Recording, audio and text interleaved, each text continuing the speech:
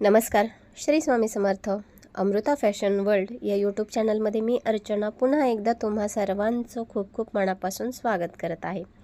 तर गौरी गणपतीसाठी खास डेकोरेशन म्हणून इथे मी आज बनवलेला आहे बॅकड्रॉप. एकदम साध्या आणि सोप्या पद्धतीने हे बॅकड्रॉप मी बनवलेले आहे आणि हे बॅकड्रॉप मी बनवलेले आहे ते फक्त एका ब्लाऊज पीसपासून.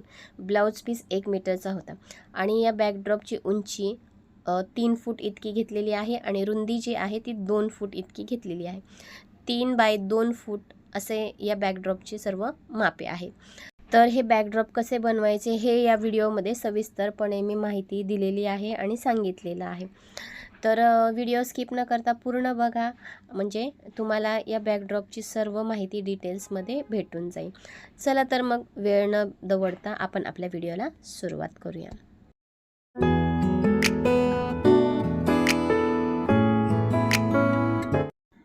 तर खूप छान सुंदर आणि बाजारामध्ये खूप महाग भेटणारे असे हे बॅकड्रॉप बनवा घरच्या घरी एकदम साध्या आणि सोप्या पद्धतीने.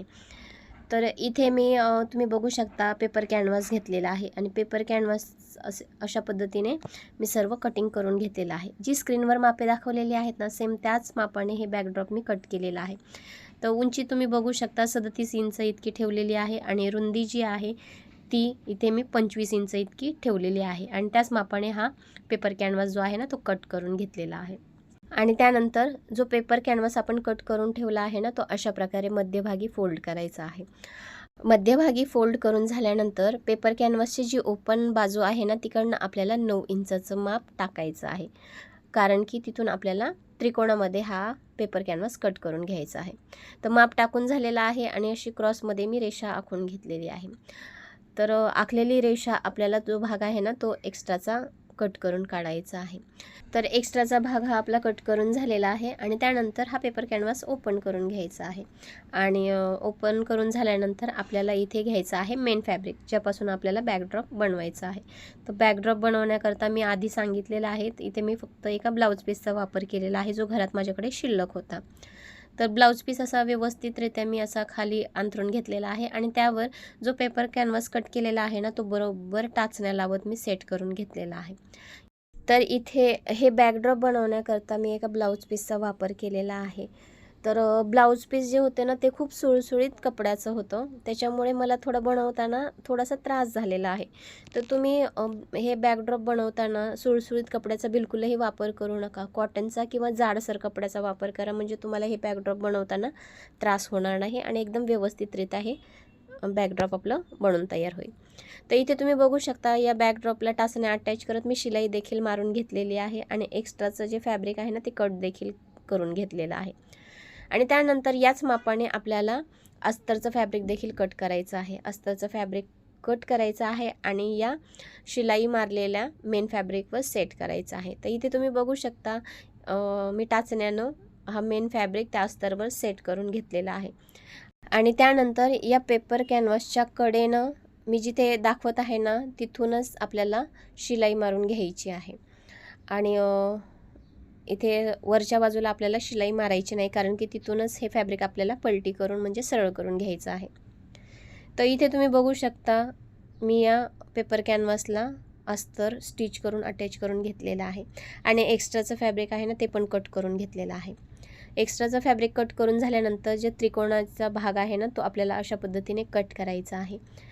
तर तिन्ही बाजूकडनं मी असे त्रिकोणाचा भाग कट करून घेतलेला आहे आणि त्यानंतर हे फॅब्रिक जे आहे ना ते सरळ करून घेणार आहे. तर एकदम व्यवस्थितरित्या हे फॅब्रिक तुम्ही बघू शकता किती सहजरित्या पलटी करून म्हणजे सरळ करून झालेलं आहे. आणि जी कोण्याची बाजू आहे ना ती धारदार वस्तूच्या मदतीने मी या बॅकड्रॉपचे तिन्ही कोणे व्यवस्थितरित्या काढून घेतलेले आहेत. तर अशा पद्धतीने इथे आपला हा बॅकड्रॉपचा एक भाग बनलेला आहे. आणि त्यानंतर या बॅकड्रॉपचा जो ओपन भाग आहे ना तिथे आपल्याला 1/2 इंचावर एक सरळ रेषा आखून घ्यायची आहे.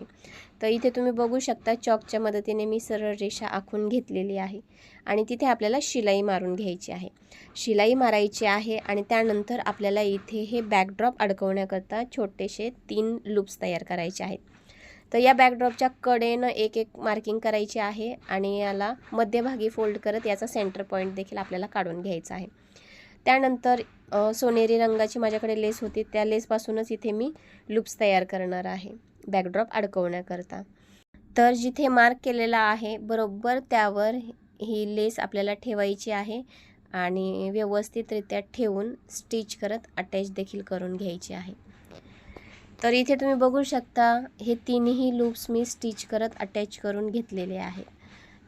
आणि त्यानंतर अस्ताचं जे फॅब्रिक आहे ना त्याची आपल्याला 2 इंचाची पट्टी कट करायची आहे. आणि जिथे आपण हे बॅकड्रॉप अडकवण्याकरता हुक तयार करून घेतलेले आहेत ना बरोबर त्यावर ही पट्टी ठेवत शिलाई मारत अटॅच देखील करून घ्यायची आहे.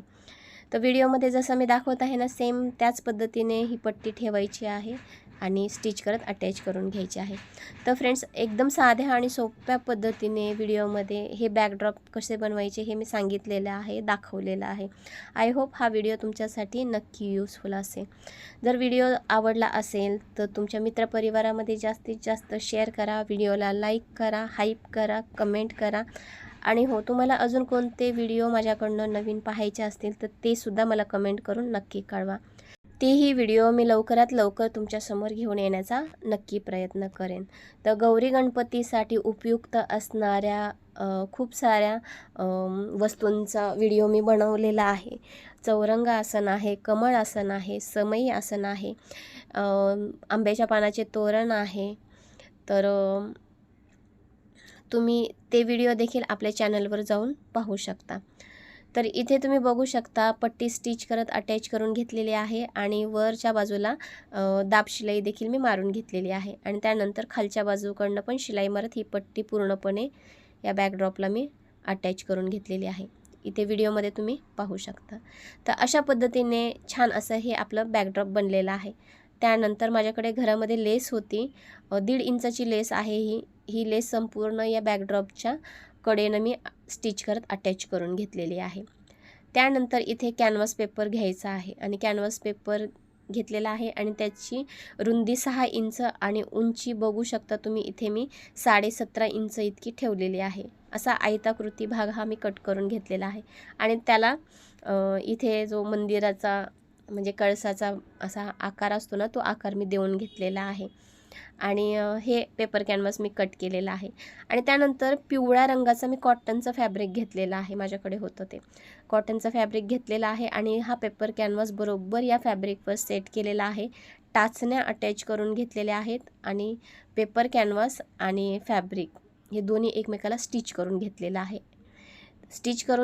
आहे आणि त्यानंतर बॅकड्रॉप घेतलेला आहे. बॅकड्रॉप असा मध्यभागी फोल्ड केलेला आहे आणि त्यानंतर इथे 7 इंचावर मी मार्क केलेला आहे आणि त्याचा आपण 7 इंचावर सेंटर पॉईंट काढून घेतलेला आहे. तर त्या सेंटर पॉईंटवर आपल्याला पिवळ्या रंगाचं जे फॅब्रिक आपण तयार करून ठेवलं होतं ना ते बरोबर यावर सेट करायचं आहे. तर अशा पद्धतीने एकदम व्यवस्थितरित्या या बॅकड्रॉपवर हा पिवळ्या रंगाचा फॅब्रिक आहे ना ते व्यवस्थितरित्या मी सेट करून घेतलेला आहे आणि त्यावर टाचण्या अटॅच करून घेणार आहे. टाचण्यानं व्यवस्थितरित्या अटॅच करून घ्यायचं आहे आणि याच्या कडेनं आपल्याला शिलाई देखील मारून घ्यायची आहे. आणि त्यानंतर या फॅब्रिकच्या कडेनं आपल्याला अटॅच करायची आहे लेस. तर इथे माझ्याकडे घरामध्ये एक गोल्डन रंगाची लेस होती, त्या लेसचाच इथे मी वापर केलेला आहे. तुमच्याकडे जी घरात लेस अवेलेबल असेल त्या लेसचा तुम्ही इथे वापर करू शकता. तर अशा पद्धतीने ही लेस मी स्टिच करत अटॅच करून घेतलेली आहे आणि एकदम सुंदररित्या इथे तुम्ही बघू शकता किती छान असं हे आपलं बॅकड्रॉप बनलेलं आहे. तर याची बॅक साईड पण मी तुम्हाला दाखवते. बॅक साईडनं पण तुम्ही बघू शकता किती फिनिशिंगमध्ये कुठेही धागा दोरा याचा निघलेला नाही आहे. एकदम फिनिशिंगमध्ये आपले हे बॅकड्रॉप बनून तयार आहे. आणि त्यानंतर एका वहीच्या पानावर मी असे आपले हे स्वामी महाराज काढून घेतलेले आहेत आणि ते स्वामी महाराज जे आहेत ना ते कट देखील करून घेतलेले आहेत आणि पिवळ्या रंगाच्या फॅब्रिकवर बॅकड्रॉपवर मी ठेवत पेन्सिलने मार्क देखील करून घेतलेला आहे. आणि मार्क करून झाल्यानंतर जो आपण स्वामी महाराजांचा फोटो छापलेला आहे ना त्यावर मी इथे फॅब्रिक कलर जो असतो ना काळ्या रंगाचा तो भरलेला आहे. तर इथे माझ्या मुलाला ड्रॉइंग करायला किंवा पेंटिंग करायला खूप आवडते, म्हणून तो मला म्हटलेला मम्मी हे बॅकड्रॉपला स्वामी महाराजांना मी कलर करतो, तर मी त्याला कलर करून दिलेला आहे. तर इथे तुम्ही बघू शकता किती सुंदररित्या आपलं हे बॅकड्रॉप बनवून तयार आहे. आणि त्यानंतर इथे मी स्वामी महाराजांना मोत्यांचा हार बनवलेला आहे छोट्या छोट्या ज्या घंट्या असतात ना, त्या घंट्यांनी सजवलेलं आहे आणि लटकन जी असते ना, त्या लटकनने देखील हे बॅकड्रॉप मी सजवलेलं आहे. तर फ्रेंड्स, किती साध्या आणि सोप्या पद्धतीने तुम्ही बघितलं असेल व्हिडिओमध्ये मी हे बॅकड्रॉप कसे बनवायचे हे दाखवलेले आहे.